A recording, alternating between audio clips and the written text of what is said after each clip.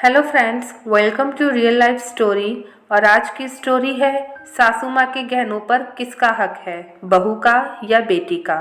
कहानी बहुत अच्छी है, पूरी देखिएगा और पसंद आए तो चैनल को ज़रूर से सब्सक्राइब कीजिएगा।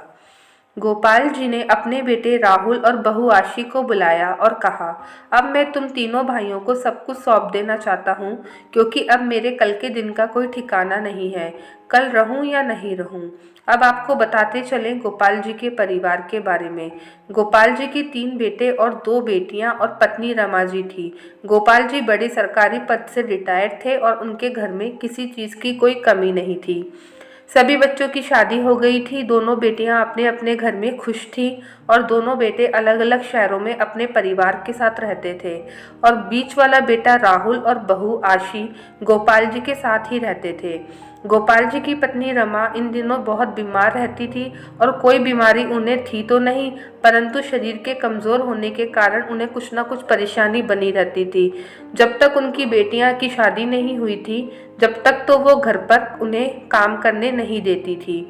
और वैसे भी घर में ज़्यादा काम नहीं होता था, सिर्फ रसोई का खाना नाश्ता ही बनाना होता था। बाकी कामों के लिए तो घर पर नौकरानी थी। रमा जी की अब गृहस्थी में कोई दखल अंदाजी नहीं थी, इसलिए उनकी बहू आशी खूब मनमानी करती। यहाँ तक कि रमा जी को खाना नाश्ता भी समय पर नहीं मिलता और गोपाल जी भी इन सब से बेखबर रहते, क्योंकि उन्हें घरेलू मामलों में दखल पसंद नहीं था। रमा जी भी जब भी ज़्यादा बीमार होती तो अपनी बेटियों को ही बुला लिया करती और बेटियां भी अपनी मम्मी की फिक्र में भागी दौड़ी आती, पर फिर भी उन्हें अपने मायके में अपनी भाभी आशी से कोई मान सम्मान तक नहीं मिलता। आशी अपनी नंदों का खाना पीना सब नौकरों के हाथों माँ के कमरे में ही भिजवा दिया करती। खुद कभी नंदों के साथ नहीं बैठती और ना ही अपने सास के हालचाल लेती। रमा जी कभी कभी दुखी होकर बेटियों से कहती भी थी, पता नहीं मेरी बहू आशी मेरे साथ ऐसा क्यों करती है।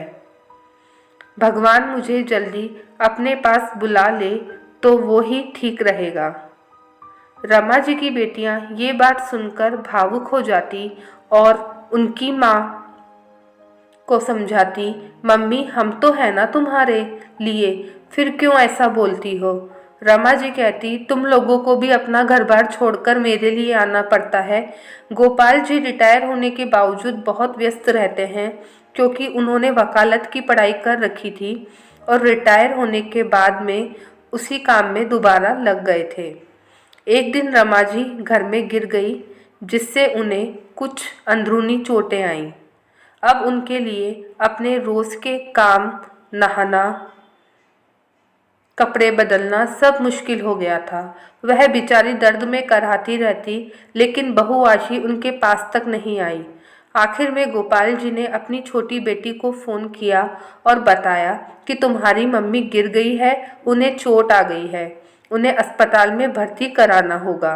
गोपाल जी एक नौकर के साथ छोटी बेटी के शहर के अस्पताल में रमा जी को एडमिट करवाने आ गए।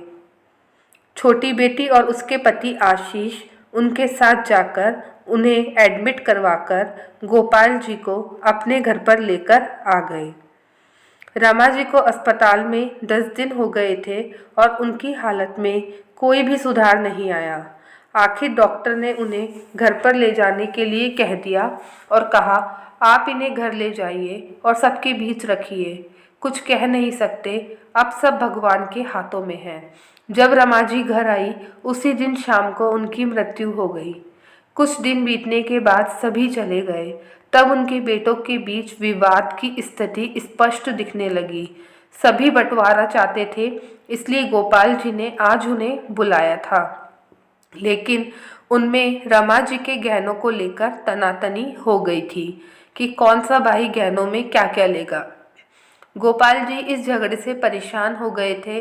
अंत में उन्होंने अपना निर्णय सुना दिया कि तुम्हारी मम्मी के गहनों को मैं अपनी दोनों बेटियों को दूंगा, क्योंकि उन दोनों ने ही अपनी माँ की सेवा की। तुम लोगों ने जब कुछ किया ही नहीं तो उन पर तुम्हारा हक भी नहीं है। और तीनों बेटे अपना सा मुँह लेकर वहाँ से चले गए। दोस्तों, ऐसे बच्चे जो माता पिता के जीते जी उनकी सेवा नहीं करते और उनके बाद उनकी चीज़ों पर अपना अधिकार जताने लगते हैं, उन्हें शर्म आनी चाहिए कि माता पिता हर मुश्किल सहकर उन्हें पालते हैं और जब उन्हें अपने बच्चों की ज़रूरत होती है तब वे थोड़ी सी देखभाल और अपना समय नहीं दे पाते हैं और बाद में आकर उस प्रॉपर्टी में अपना अधिकार जमाते हैं। क्या ये सही है दोस्तों? ज़रूर कमेंट सेक्शन में हमें बताइएगा। और अगर आपको ये कहानी थोड़ी सी भी अच्छी लगी हो तो वीडियो को ज़रूर से लाइक कर दीजिएगा और अपना अच्छे से ध्यान रखिएगा।